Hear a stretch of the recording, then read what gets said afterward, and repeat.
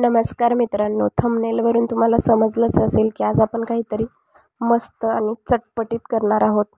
रोजचं तेच जेवण खाऊन आणि तीच मटकीची भाजी खाऊन खूप कंटाळा येतो. तर या स्टाईलने तुम्ही मटकीची भजी किंवा मटकी कोळीवाडा करून बघा.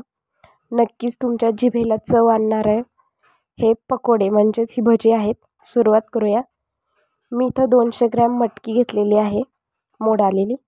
एक बाऊल घ्यायचे, त्याच्यात हळद, काळा मसाला, लाल मसाला, लाल तिखट, चवीनुसार मीठ, सगळे बेसिक मसाले घालायचे. नंतर अर्धी वाटी कॉर्नफ्लोअर, अर्धी वाटी ज्वारीचं पीठ आणि अर्धी वाटी आपल्याला बेसन पीठ घालायचे आणि मीठ घालून छान लागेल तसंच पाणी घालून हे आपल्याला मिक्स करून घ्यायचे.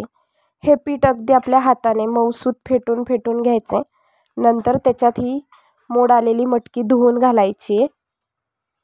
ही घरीच मटकी भिजवलेली आहे, त्यामुळे खूप छान मोड आले तिला.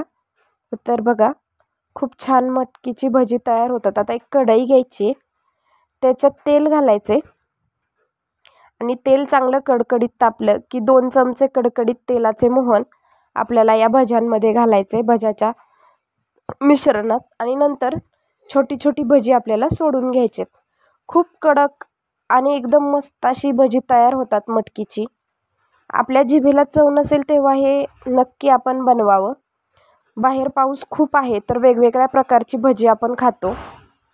तर आता इथं मी 4-5 मिरच्या आणि 4-5 लसणाच्या पाकळ्या ज्या आहेत त्या घातल्या होत्या. त्याने चव खूप छान येते भजी खाताना ते खायला.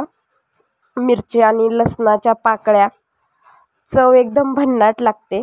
तर तुम्ही ही रेसिपी नक्की ट्राय करा.